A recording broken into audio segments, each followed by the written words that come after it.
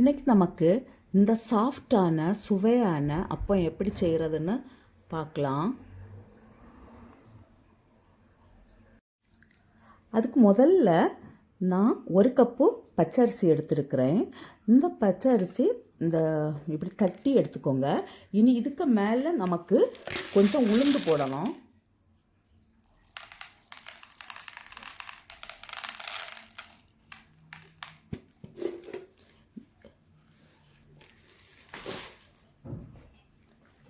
இதை இப்போது ஒரு பாத்திரத்துக்கு மாற்றலாம்.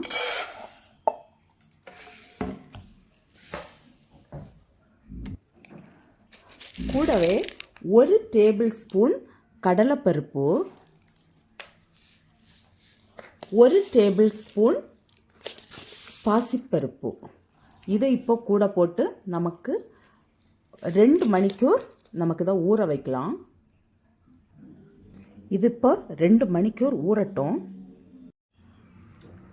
இது இப்போ 2 மணிக்கூர் ஆயிடுச்சு. இந்த தண்ணியை வடிகட்டிட்டு நமக்கு இதை அரைக்கலாம். இது கூடவே ஒரு 4 ஏலக்காய், 1/4 கப்பு தேங்காய், 1 கப் துருவின வெல்லம்,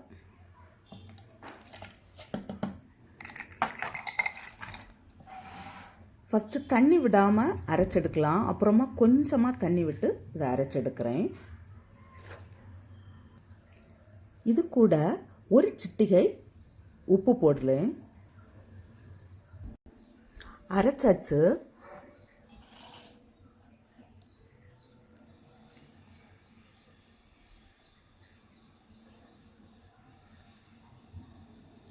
கொஞ்சம் தோசை பதத்தை விட கொஞ்சம் கட்டியாகவே அரைச்சிக்கோங்க. இது இப்போது ஒரு 15 மினிட்ஸ் இருக்கட்டும். அப்புறமா நமக்கு செய்ய ஸ்டார்ட் பண்ணலாம். இப்போ கொஞ்சம் ஆயில் விடுறேன்.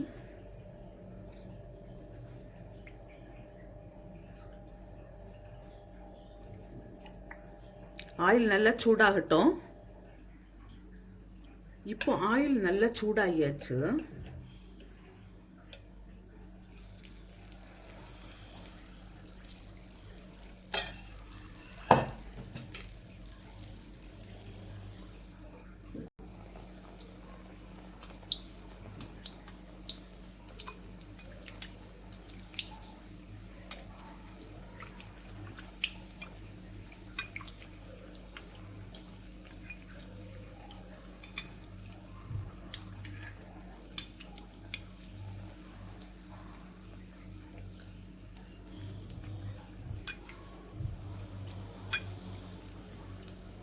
சோடா பொடி எதுவுமே இதுக்கு தேவையில்லை. நம்ம உளுந்தெல்லாம் போட்டிருக்கனால இது நல்ல சாஃப்டாகவே வரும்.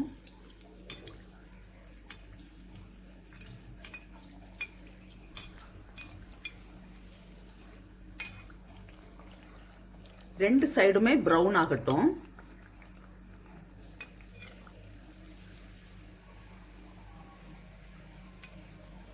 இது இப்போ ஆயிடுச்சு. நான் எடுக்கிறேன்.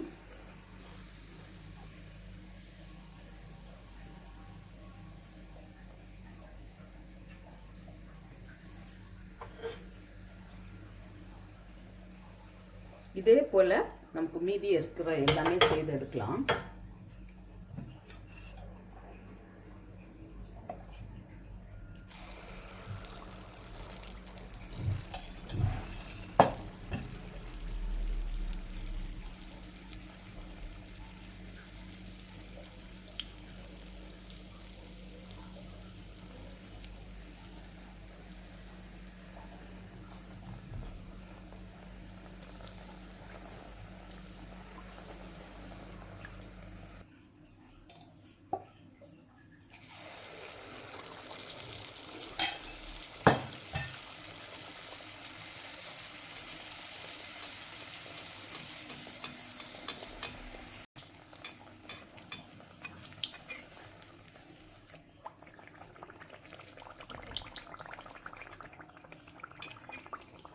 ஆயிடுச்சு.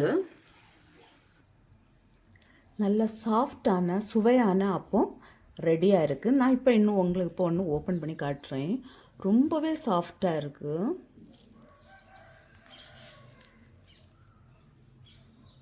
இதே அளவுகளோட நீங்களும் செய்து பாருங்கள்.